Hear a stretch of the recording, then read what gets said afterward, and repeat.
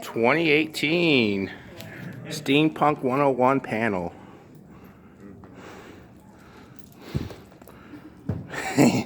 How's everybody doing today? All right.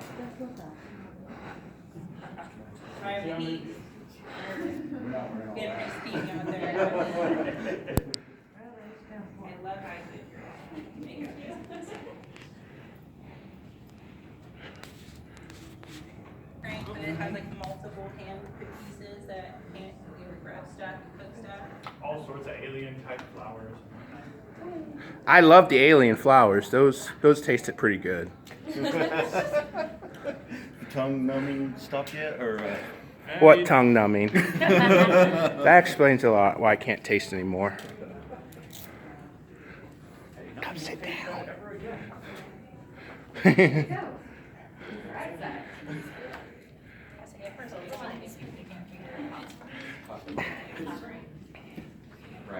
I like it. Copper, brass, pewter, take a pick. Yes. There we go. Awesome. Hey, our hero. Sweet. I had to punch it real quick.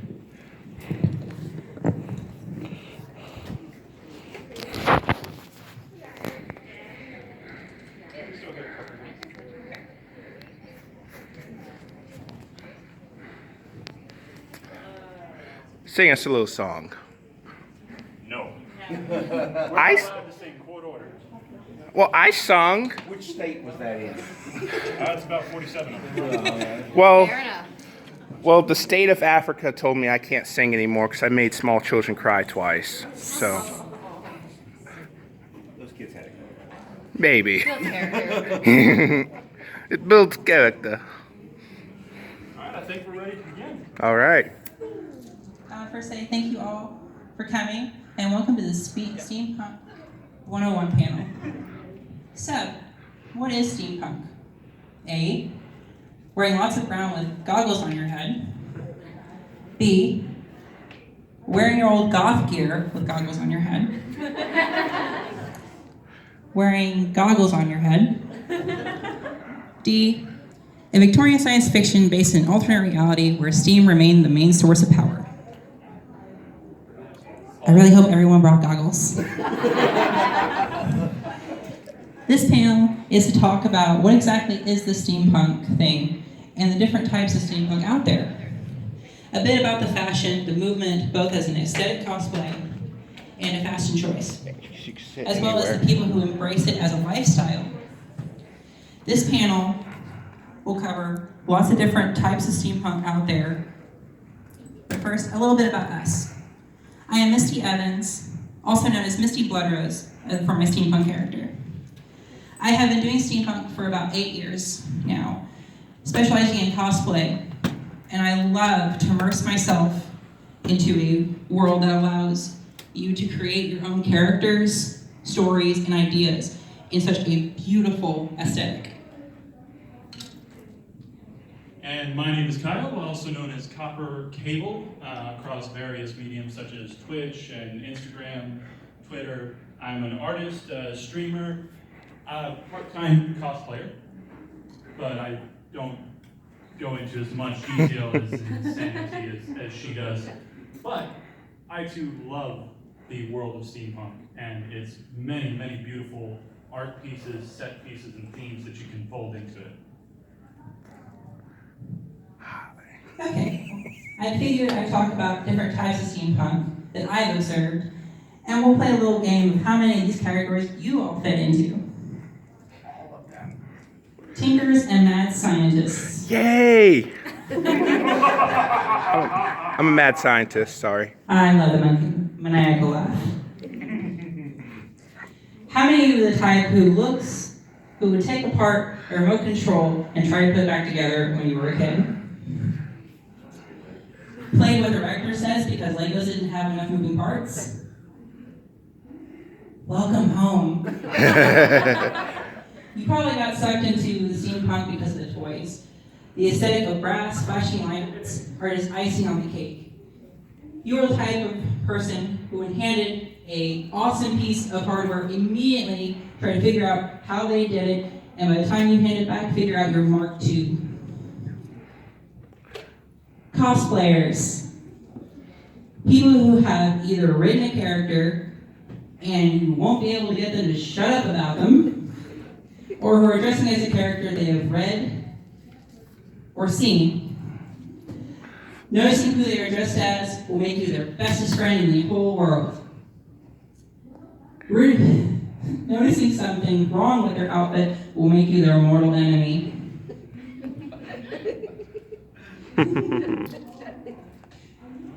Lifestylers.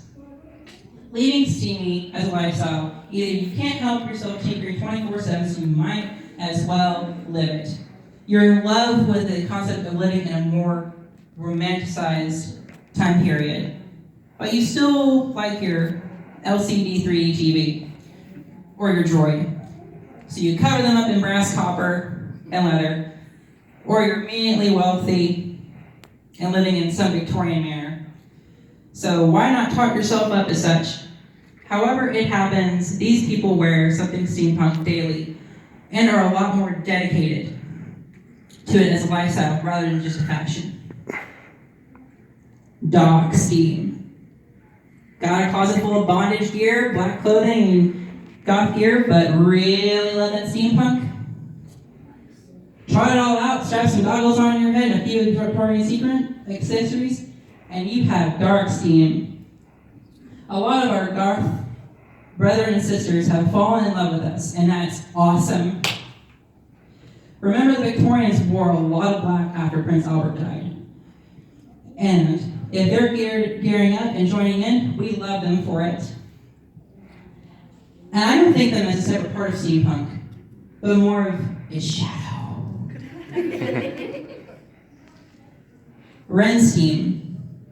I've been seeing a lot more of this these days. A blurring of the timelines even further with music, clothing, and accessories from the Renaissance Festival era. And with good reason. Most of the costuming is expensive and very well made. And let's be honest, the Victorians didn't actually wear their corsets on the outside, did they? Doesn't keep that from being part of the most iconic and repeated imagery in our weird little world a lot of times. The basic skirt can be bustled and the bodice altered, and with a few accessories added, and bingo, steampunk. But these two lead me to mention the next group. Purists. You'll find some in every genre of fandom. And steampunk is no exception. These are the people who have a very specific view of what steampunk is and what it is not. Generally, purists will want only real brass, leather, and wood gear. Clothing period to the time frame they're portraying. Wouldn't carry a Nerf gun to save their life.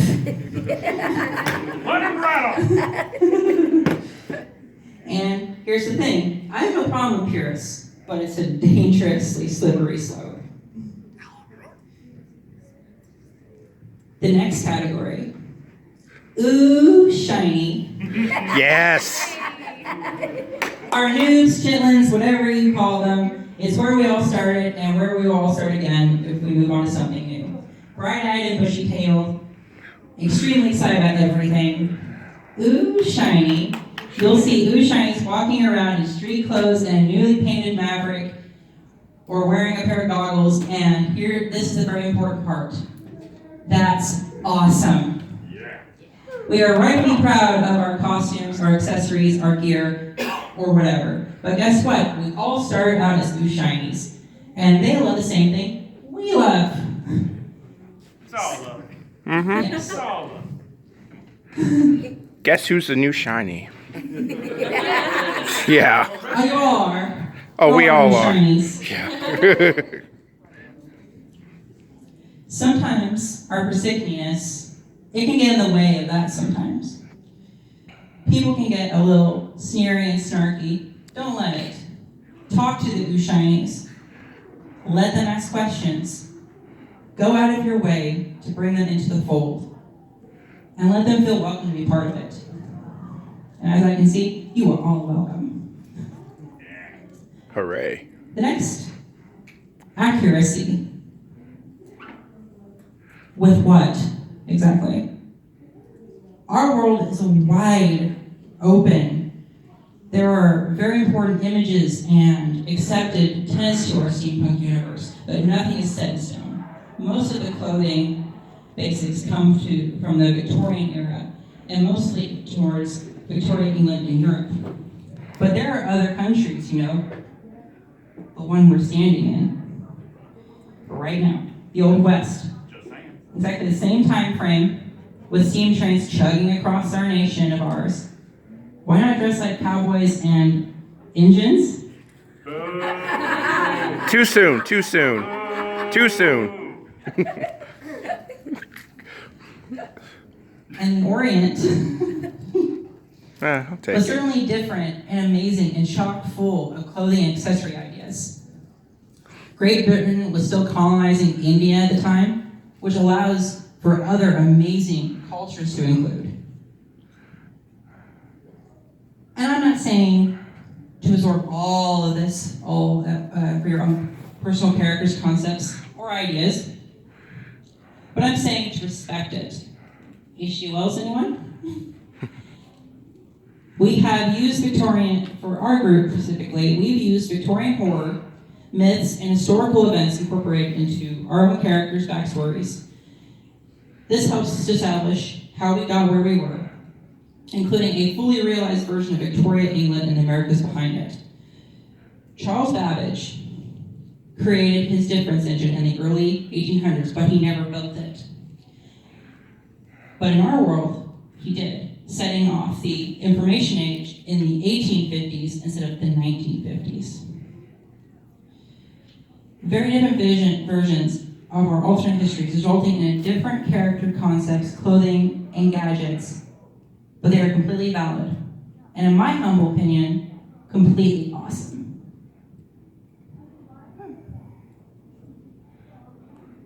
That, in short, is what I feel steampunk to be. And I would love now to open the floor to any questions or any comments about us, steampunk, or any of the props and gadgets you see before you. Don't be shy, guys. It's okay. Yes, By any chance, do you know the crew of the Iron Rose? I do, yes. you do. I don't. Go on.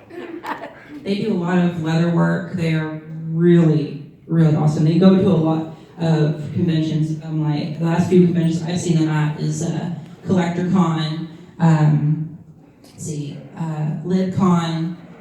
They go to ACon, if I remember right. So they would dive a little bit more into the purist realm with the real leather and metal. Yes. All right. But they also do a lot of other things as well. They run in a little bit of the purist, but not much. All right. Cool. Yes. What exactly do you make like the big bulky armor out of? Because We can talk about that for hours.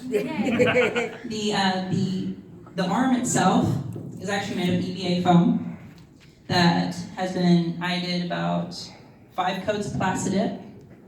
Everything is attached by this really awesome stuff called Rapid Fuse Super Glue. It sets in 30 seconds, and it will attach without you having to worry about leaving it in a car on like a hot day like today and coming back and it's all in pieces. It's a lifesaver. Yes, I actually just recently figured it out this past couple weeks. Nothing like a con crunch. Yep. Yay! But yes, for those of you who may not be familiar with EVA foam, it is also known as floor mats. You can pull it up from any Walmart, any Harbor Freight, most hardware stores. It's just in puzzle pieces. It's meant to just line your garage or whatever you need to be standing on for hours at a day. But a lot of people don't realize you heat it up, bend it to a shape, it will stay that shape. Yes. So how do you heat it? Usually I heat it up with a heat gun. Correct. Yeah. But also I recommend don't leave it in one area for too long because it'll actually start to burn the foam. I learned Or- the hard way one time. Unless you want it to have that burn effect. I mean, it is your We don't choice. encourage that. I mean, you don't, but, for a creative standpoint, I mean. Any kids out here, make sure you have an adult supervision when dealing with the heat gun. That's why you want me over when I use a heat You don't gun. want to burn yourself. Again, sorry. Anybody else? Yes. How did you get the hand? The hand is a bit of a puppetry. Inside, in each of the fingers, has 2 sets of strings that go through, and basically I have it attached to a glove. So every time I pull my fingers, it moves, and there's a spring inside there that keeps the tension. So every time it goes right back to where it wants to be, So- and it still stays still. So pull your finger, basically. I will be quiet now. I will be quiet. But you can also repurpose children's toys, adjust them with bigger gloves for adults. A lot of children's toys you can find in old bargain bins, especially since Toys R Us is now going out of business. They probably have a lot of things like this on sale. They're kind of gone. They're gone now. Like a month ago. Yeah, Except for Canada. except for Canada. So you can go to Canada. Go to Canada, road trip, everybody. Let's go. There is one place actually that is a really good place. There's, of course, flea markets are a good place to get stuff like this if you're looking for parts. There's actually a place in Broken Arrow called the Toy Lady, and that's where actually I got some of this stuff. This helmet was actually a Transformers Bumblebee helmet that completely modified with Nerf gun pieces for the tusks. And this is actually a General Grievous mask that I just completely dismantled, and a eyepiece that I painted and worn down a little bit more to add more to the flavor of it. And a lot of the pieces on here actually is what happens when you hold a heat gun way too long on a piece of plastic. But it has a lot of character to it too. And now that you know that, you will never be able to unsee it. Is there any other questions? What about goggles? Goggles can be, there's all kinds of things. Actually, I have goggles too. yeah. Here's actually a pair that is a pair you can get in a costume shop. And I just took a little bit of a Dremel and kind of cut a little bit on the glass part of it. Yeah, here's another pair too. Just a pair of, you can get like at Harbor Freight, you can get at Lowe's, Home Depot, Yeah. and just a little bit of paint, a little bit of scarring. It works. It works yeah. wonders for it. Also, you can express yourself as far as like different colors. You don't have to have the browns and the blacks. You can have, there actually were peacocks in the 1800s, like when they were first figuring out artificial dyes.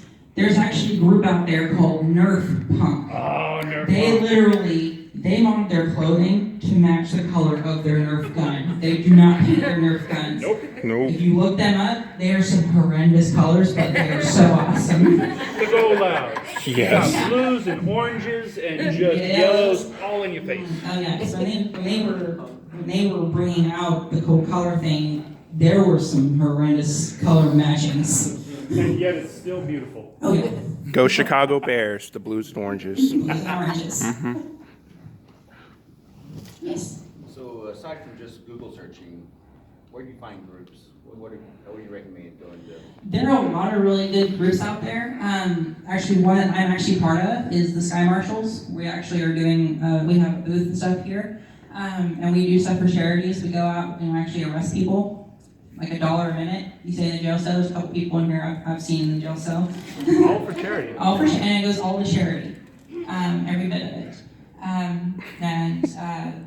There are other groups out there. There is the Sky Dogs, run by a wonderful man named Ben Hamby, the man who actually got me into steampunk. And he's actually located in Dallas. And there's also this other group, the Airship Isabella, and they are actually located in Louisiana. And they've gotten to a point with their prop making and everything that their work has actually been featured on different shows. Main one is the AMC show Into the Badlands. All the sword making and everything, they make all that for that. There's other groups called the League of Steam. They are pretty much steampunk Ghostbusters. which is awesome. They have a YouTube series. I don't know if it's still going on or not, but they actually have several episodes. They've had episodes where they're attacking lawn gnomes. Who are you gonna call? Lawn gnomes. But it's there. But also with some groups they have where you have to kind of earn your keep into the group. But we usually like the group of my group per se is we welcome actually this man over here. He's actually one of our newest members. I'm a man? Yes. Sometimes. My voice cracks every once in a while, fine. But another thing that I will add to that is if you don't know a group, if you don't know where to look, talk to people. Again, you're doing that right now as you're joining in on something you're curious about, you're interested in. Most of the steampunk community is just overwhelmed to talk, to chat, to discuss things that they love. And you talk with enough people, you're going to find somebody you click with. And that's one thing about steampunk is that it's a very, very open. There is no wrong way to do it. There is no Elitism. Yes. Yeah. By saying there is a wrong way to do it, that's the wrong way to do it. Yeah. Yes. Is there any other questions? All right, in that case, why don't, while we're waiting for more questions, you tell them a little bit about this skull basher. Yeah. I made this thing in about 3 hours. It's insane. Yeah. Love it, Conference. You're like, Oh yeah, I made a new arm. I'm gonna make another weapon. Yay! like you need more weapons. That's why I brought this. The actual base here, this part here, is from a kid's sand bucket. The stick itself is actually a painter's stick wrapped in fake leather that I stripped from my couch in the middle of the night. Ooh. Don't judge Gotta me. love that couch culture. Couch culture. That's why the couch is missing some stuff. Some of the pieces here are actually from a Nerf gun that I dismantled, that I just had extra pieces lying around. The piece here is actually a bowl that I got at a dollar store, and some EVA foam mixed. All little pieces that are kind of like these little cuts and stuff. I used a wood burner. A wood burner is really awesome because they have all these kind of different little bits and pieces that you can use to add all these different little spots. The pummel is actually from a Titanfall Connects piece that I took and dismantled and just put all the pieces. A lot of the pieces that are actually on my arm and this are from that, and I just attached. Yeah, and it's just I added different color paints that I found at Walmart's, Hobby Lobbies. I usually go for the metallic paints because they actually have, some of them actually have real metal in them. There's actually a paint you can get at Hobby Lobby or in Michael's. It's a little expensive, about $20, but it comes with these different things you can actually make it look like it's full-on rusting. It has, they have some stuff that has that pigment of just that blue that some metals get when they're just rusted to a certain point. A patina? Patina. Mm-hmm. And, but yes, and it's just, I heated it up, plastic dipped it. Plastic dip is your friend. You really want to make sure you want to seal something, especially your foam. About 4 or 5 layers, and then you can go straight into painting it. And then you can do a clear coat, a matte finish on it, and then you're good to go. And do keep in mind that this is not a day one project, no matter what she says that she started it 2 weeks ago. But again, you can start with smaller projects and aspire to get this, learn bits and bobs here and there, and you will, again, eventually come up with something that's entirely wholly yours. That's what I do with these goggles. Oh, Tell us about the first My thing bad. you ever made. Oh. What did you use when you first started out? We going back Everyone knows there? that's my mom right there. So, yeah. The Yes. first thing I used, I actually made a Halo suit Oh, God. entirely out of pop boxes. Yeah. It lasted for about a day. That's cosplay recycling. Who are you fighting? And it helped her too with her soda addiction. Oh. But yeah, Hey, it's, Misty, take out the trash. I know just what to do with that. yeah, it's one of those things like from where I started to where this is now. Like I mean, the flight pack itself that was a project all its own of just it was a Batman toy that I completely had to fix to where it would open up and yeah, it's a lot heavier now. Shall I? Yeah. Do it. I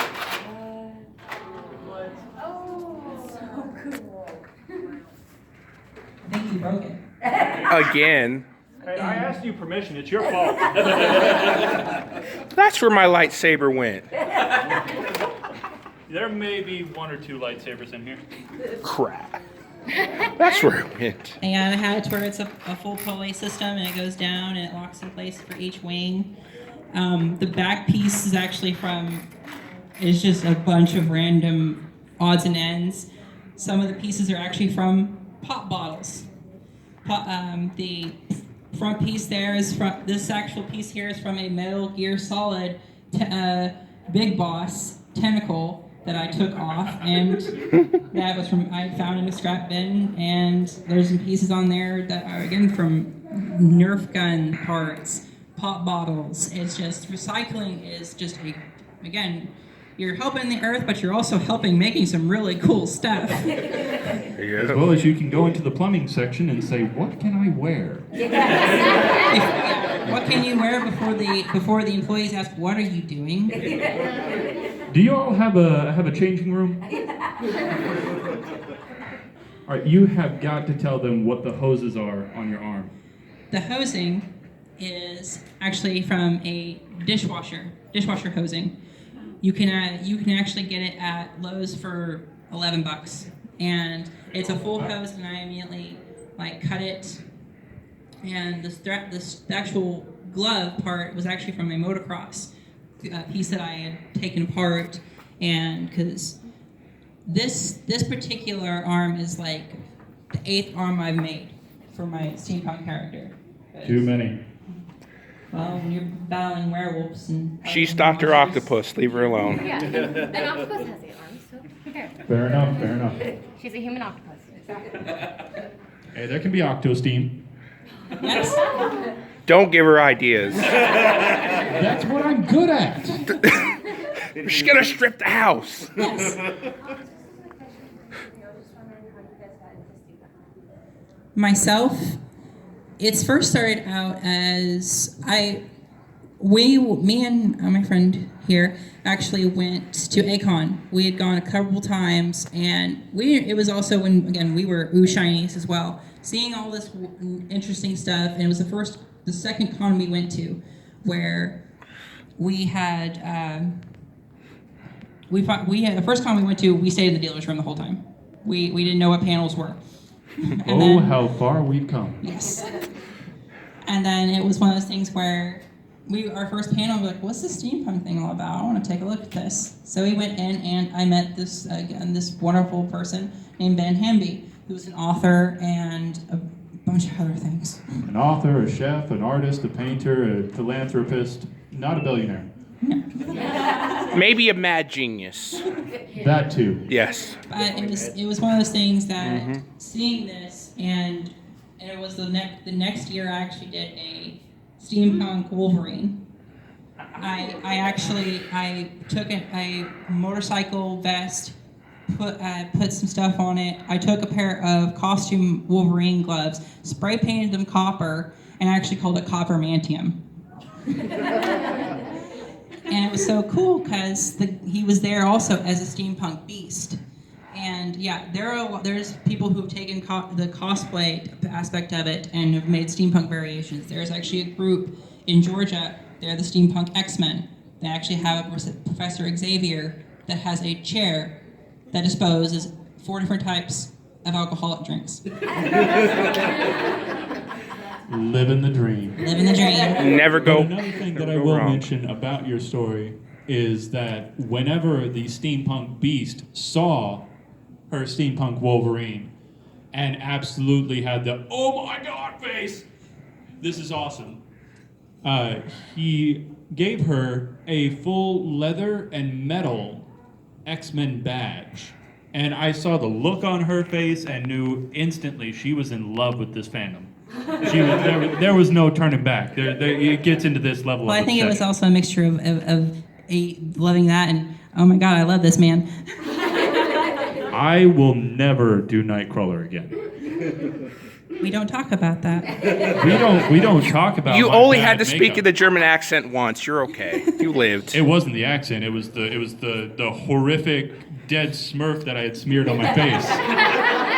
There's a million of them in hell. You're okay. It was not pretty at all. It builds character. True. I learned not to do it again.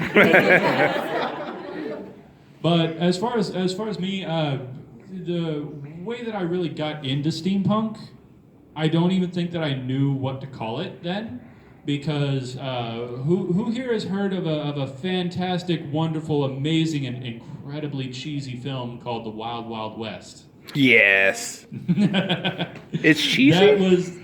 That was my first introduction to steampunk, and I loved Will Smith. I loved the whole setting of it. I wanted my own giant mechanical spider, because who doesn't want to go riding in a giant mechanical spider? Someone take your parking spot? That is- solved. Yeah. You give me a ticket, why don't you? I don't think so. But yeah, but I really adopted the fandom again about the same time that she did. Whenever Ben Hamby had his panel and had all of these amazing stories and just inspired us to be where we are today. Any other questions? Yes. Did you ask me a question? Yes. How did you get interested? How did I get into this? I met Misty at a costume party, and she kept talking about steampunk. And then she told me you would make a great mad scientist, and I'm like, yes. So I am currently drawing up ideas and building up, because I am still doing this stuff for now. He's a new shiny. Yep. What the? Everybody loved the Ushani. Yes. Well, That's all. Yes. Most of the stuff here, it costs time. it costs time. That really is the only thing. You can go literally to a thrift store, Goodwill, Salvation Army. You could find stuff and just